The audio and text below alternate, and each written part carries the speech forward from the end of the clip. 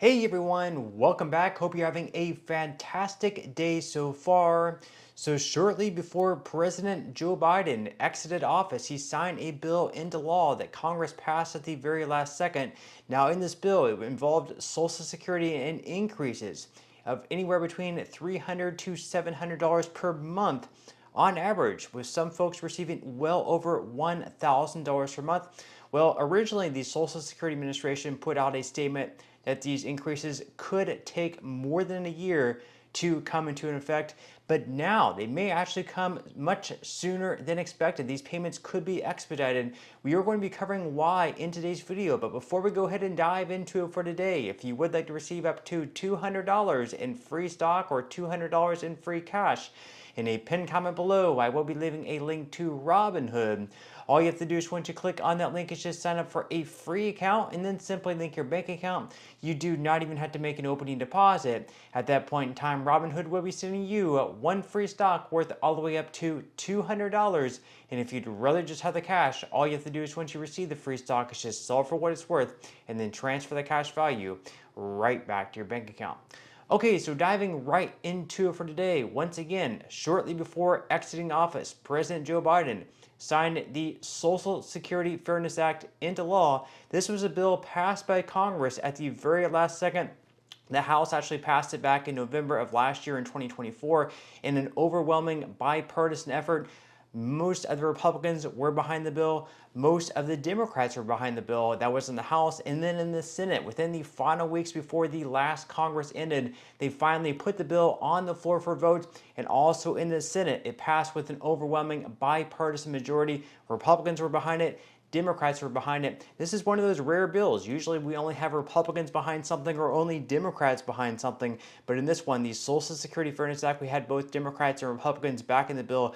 It was great to see. And once again, since this bill passed, we are now going to have right around 3 million Americans receiving Social Security benefits, receive an increase of on average of anywhere between $300 to $700 per month, with some people receiving even more than that, $1,000 plus per month, plus retroactive payments dating back all the way to January of 2024, going every single month. So we have huge payments going out. Now, unfortunately, when this bill passed, it had a lot of people excited because they thought they were going to receive the increase, let's say like in January or even February. Well, the increase did not come into effect in January, nor did it come into effect in February. And it's looking like it's probably not going to come into effect in March either. That's because recently the Social Security Administration put out a statement on their website saying it could take a year or longer for this increase, plus the retroactive payments going out every single month to come into effect, because right now they are short-staffed and they have to do all these calculations. Well, we now have some good news actually in today's video, because these payments might be expedited, because we now have a lot of pressure on Trump. Republicans are pressuring Trump to get this thing done as soon as possible. So let's hope that they can get this thing done. So according to Newsweek, Republican pressures Trump official to fast-track Social Security payments. So the SSFA, which is the Social Security Fairness Act, eliminates WEP and GPO, provisions that previously reduced or eliminated Social Security benefits for certain public sector workers. The repeal affects over 3.2 million retirees, including teachers, firefighters, and law enforcement personnel who are now set to receive increased benefits. However, the SSA estimates that it could take over a year to process all retroactive payments, a timeline that has drawn criticism from lawmakers and beneficiaries alike.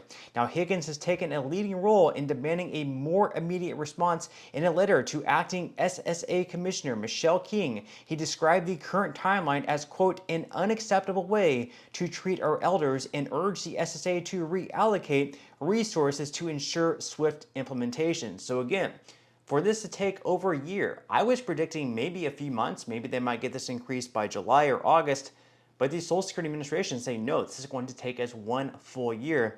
And for the amount of funding that the Social Security Administration gets, I would think that it should not take 1 year.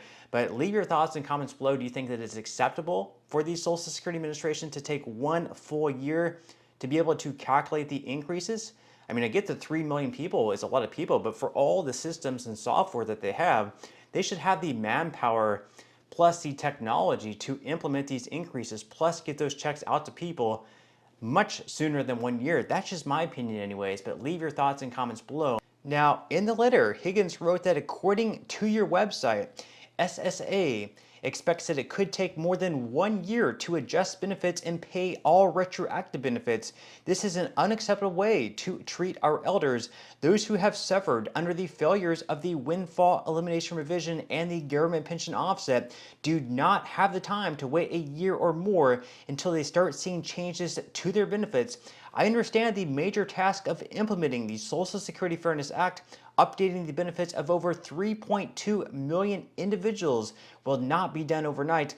However, the American people deserve excellent performance, and I think he is absolutely right there. People cannot wait more than 1 year for this to happen. We are struggling right now with all the inflation that took place over the last 4 years or so. People are really behind on their bills, and they were excited when this bill passed to know that finally $300 to $700 extra per month in their checks, plus the retroactive benefits, which is going to be an absolutely big check. We are going to be covering that in just a moment of how much you can expect to receive in your retroactive check, plus the increased cost of living adjustment that's going to be going along with that as well, which we are also going to be covering in just a moment as well.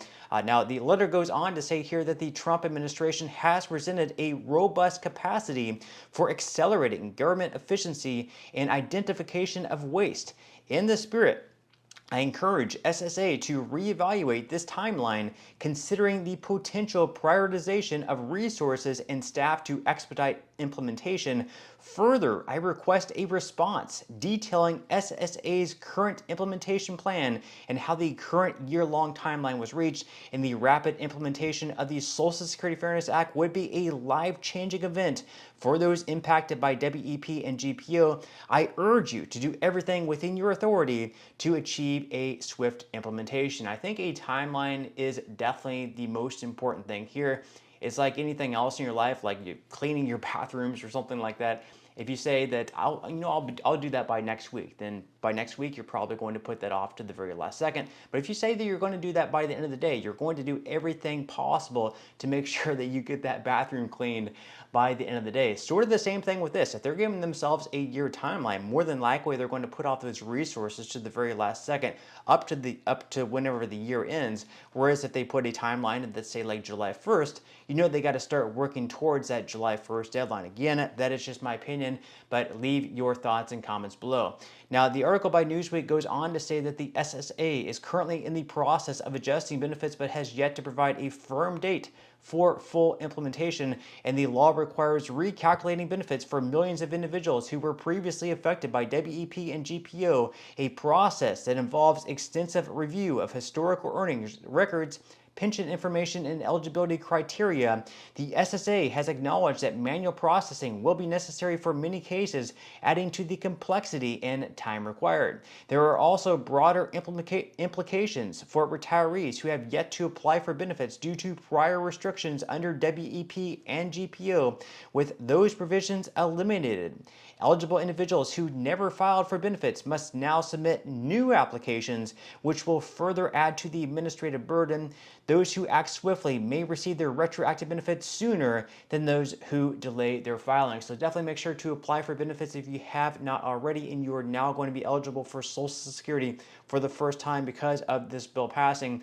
Now, once again, this is going to be absolutely huge because just hypothetically speaking, if they do end up getting this increase starting in April of 2025, just hypothetically speaking, let's say that you're going to have a $700 per month increase, your retroactive check is going to be starting all the way back in January of last year in 2024, and it's going to be running every single month through March of this year in 2025. So you're going to receive $700 per month from January of last year through March of this year. That's going to result in a $10,500 retroactive benefit. It's going to be a lump sum check that you are going to be receiving from the Social Security Administration. Plus, your cost of living adjustment this year is also going to be increasing by an additional $17.50. That's because it's going to be an additional $700 that you should have been receiving last year, times the 2.5% cost of living adjustment. Is going to result in an additional $17.50, which of course isn't much, but is certainly better than nothing at all. But of course, with that said, leave your thoughts and comments below. What do you think about this bill? Are you happy that it passed? Are you or anyone that you know, perhaps a family member, a friend, impacted by this bill? Leave your thoughts and comments below, but that's all we have for today's video, and I will see you in the next one.